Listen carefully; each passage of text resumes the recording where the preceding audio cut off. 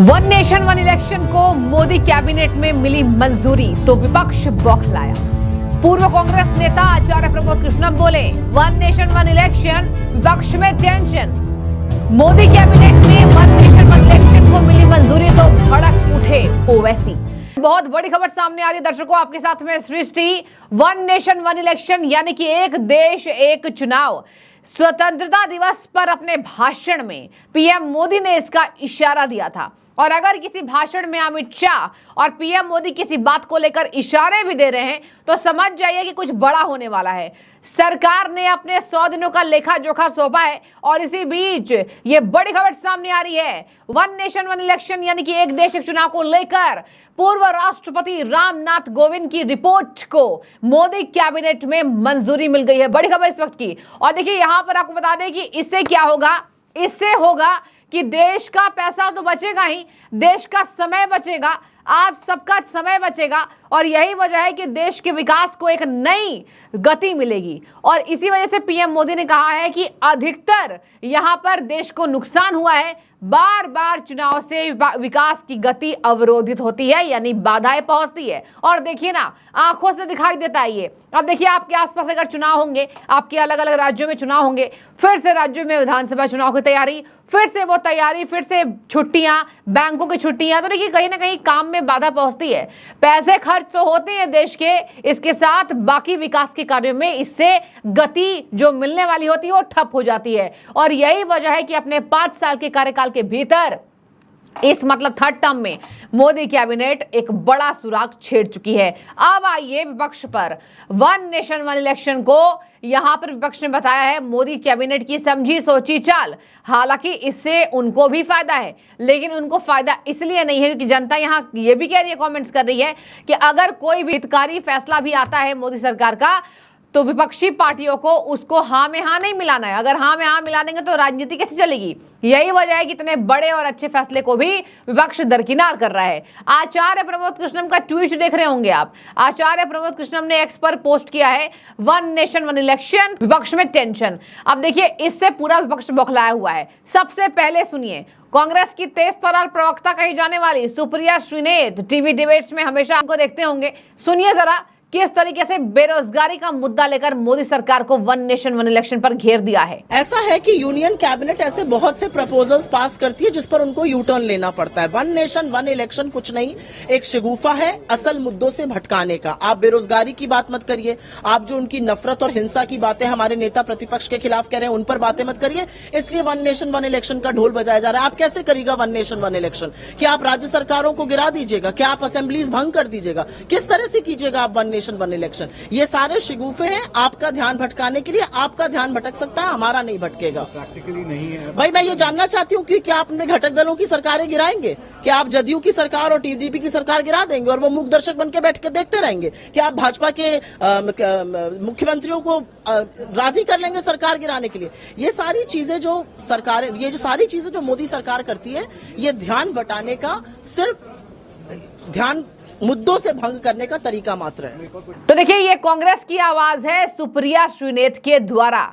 मल्लिकार्जुन खड़गे ने कहा है ऐसा कुछ नहीं होने देंगे। मल्लिकार्जुन खड़गे ने कहा ये सब बकवास है। वित्त मंत्री यहां पर पूर्व वो भी कह रहे बकवास है। बता दें आपको, पी चिदम्बरम जी ने कहा है नामुमकिन है, और नामुमकिन है इसी वजह से इसमें संविधान में संशोधन करना होगा। सबको पता है वन नेशन वन इलेक्शन यहां पर भारत में कभी नहीं आया और यही वजह है कि संविधान में संशोधन करने की आवश्यकता है। पी चिदम्बरम जी देखिए पढ़े लिखे हैं, समझा रहे हैं 5 संशोधन करने होंगे। ठीक है, 5 संशोधन ये सब मोदी सरकार ने सोच लिया होगा। और अगर शिगुफा छोड़ा जा रहा है तो तैयारी तो इसकी धीरे धीरे चल रही होगी। अंदरूनी सतह पर बीजेपी के अंदर ये तैयारी चल रही होगी।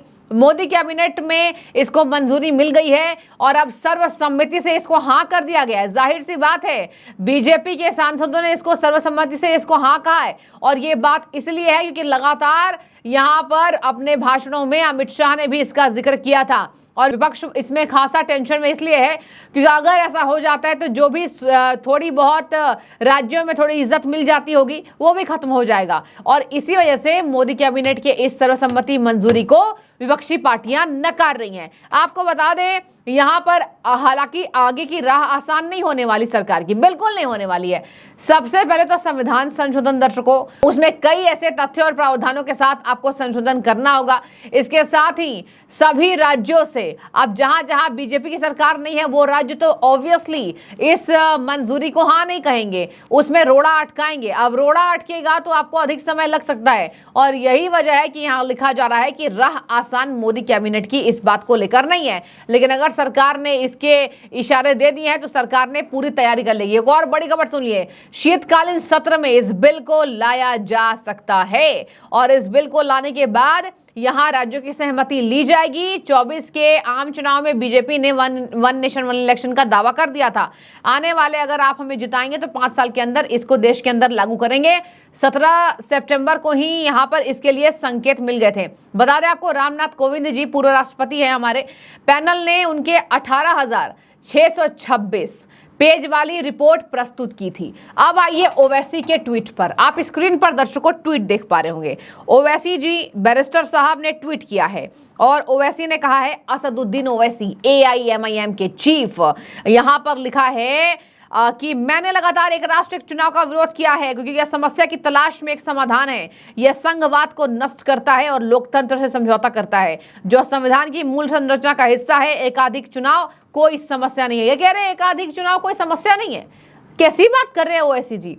एक छोटा बच्चा भी कहेगा कि बार बार चुनाव होते हैं देश के अंदर, कभी स्कूलों की छुट्टी, कभी कुछ की छुट्टी, इससे एक गति में अवरोध पैदा होता है। और असदुद्दीन ओवैसी पढ़े लिखे हैं, इसी वजह से इसको नकार रहे हैं क्योंकि इनको विपक्षी पार्टी होने के साथ साथ राजनीति करनी। आगे सुनिए क्या कह रहे हैं। कहते हैं, मोदी और शाह को छोड़कर कोई भी इससे सहमत नहीं है, सिर्फ इसलिए कि उन्हें नगर पालिका और स्थानीय निकाय चुनाव में भी प्रचार करने की अनिवार्य आवश्यकता है। इसका मतलब ये नहीं है कि हमें एक साथ और समय समय पर चुनाव की आवश्यकता है जिसमें लोकतांत्रिक जवाबदेही में सुधार होगा। मतलब कह रहे हैं मोदी शाह को निकाय चुनावों में भी आवश्यकता होती है प्रचार करने की। इसका मतलब ये नहीं कि आप तुरंत ले आए। तो उन्होंने साफ कह दिया है, I have consistently opposed the one nation one election because it is a solution in search of a problem. It destroys federalism and compromises democracy, which are part of the basic structure of the constitution. Multiple elections aren't a problem for anyone except Modi and Shah. Multiple election Modi Shah के अलावा किसी और के ऊपर tension नहीं है। Just because they have a compulsive need to campaign in even municipal and local body election does not mean that we need simultaneous polls. Frequent and periodic elections improve democratic accountability. Elections improve, देखिए ये line आप गौर कीजिए, election improve democratic accountability. इनको ऐसा लग रहा है ओवैसी साहब को कि इलेक्शन ज्यादा से ज्यादा होते हैं तो ये डेमोक्रेटिक अकाउंटेबिलिटी में सुधार है। बिल्कुल ऐसा नहीं है। बार बार इलेक्शन होते हैं, गली मोहल्ले में भी इससे परेशानी होती है, देश का पैसा बर्बाद होता है और यही वजह है कि आज अमेरिका चाइना से हमें कंपीट करने के लिए वन नेशन वन इलेक्शन को मोदी और शाह इसको हाँ कह रहे हैं। और देखिए दर्शकों, आपको हमने बताया तमाम बातें और इसमें अब आपकी क्या राय है? पी चिदम्बरम कह रहे हैं कि 5 संशोधन करने होंगे, नामुमकिन है। खड़गे कह रहे हैं बिल्कुल नहीं होने वाला है और खड़गे के ठीक उलट यहाँ पर कैबिनेट में इसको मंजूरी मिल गई है। यहाँ पर चिदम्बरम ने बोला है कि आरक्षण समाप्त हम नहीं करेंगे और बार बार आरक्षण के मुद्दे पर मोदी सरकार जानबूझकर कांग्रेस को घेर रही है। लेकिन आपकी क्या राय है? अगर आप सुन रहे हैं हमें बताइए। वन नेशन वन इलेक्शन से यहाँ पर सरोकार आपसे जुड़ा हुआ है और साफ आपको भी क्या लगता है कि ये देश का विकास के लिए समाधान होगा? जरूर हाँ या ना में अपना जवाब हमें दीजिएगा। शुक्रिया आपका।